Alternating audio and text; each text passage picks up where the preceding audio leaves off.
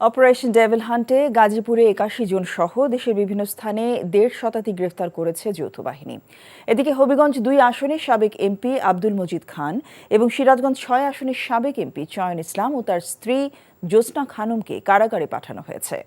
ওয়ালিউল্লাহ অলির desk report. Gazipur metropolitan এলাকায় ৬৯ জন এবং জেলা পুলিশের অভিযানে ১২ জনকে গ্রেপ্তার করেছে যৌথ বাহিনী। পুলিশ বলছে, আটককৃতরা সবাই ফ্যাসিস্ট সরকারের দোসর ও আওয়ামী লীগের রাজনীতির সাথে জড়িত। এছাড়া মুক্তিযুদ্ধ বিষয়ক সাবেক মন্ত্রী মোজাম্মেল হকের বাড়িতে শিক্ষার্থীদের ওপর হামলার ঘটনায় করা মামলায় গতকাল দিনব্যাপী অভিযান চালিয়ে ৭৩ জনকে গ্রেপ্তার করা হয়েছে। এদের মধ্যে ৪২ জনকে কারাগারে পাঠানো হয়েছে।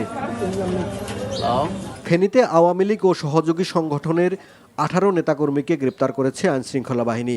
এদের মধ্যে ৩ জনকে ফেনী থানায় করা বৈষম্য বিরোধী আন্দোলনের মামলায় গ্রেপ্তার দেখানো হয়েছে।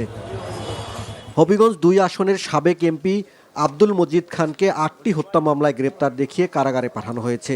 সোমবার রাতে রাজধানীর উত্তরা এলাকা থেকে তাকে গ্রেপ্তার করে গোয়েন্দা পুলিশ।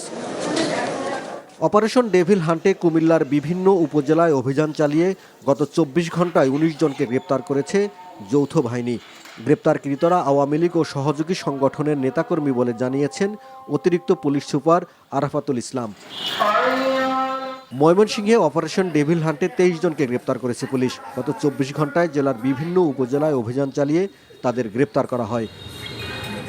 নোয়াখালীর হাতিয়ায় একটি বিদেশি পিস্তল, দেশীয় তৈরি একটি অনশুটার গান, ককটেল ও গুলিসহ ২ জনকে গ্রেপ্তার করেছে যৌথ বাহিনী। চাঁদাবাজি ও বিস্ফোরক মামলায় সিরাজগঞ্জ ৬ আসনের সাবেক সংসদ সদস্য চয়ন ইসলাম ও তার স্ত্রী জ্যোৎস্না খানমকে কারাগারে পাঠিয়েছে আদালত। ওয়ালিউল্লাহ অলি, এনটিভি নিউজ ডেস্ক।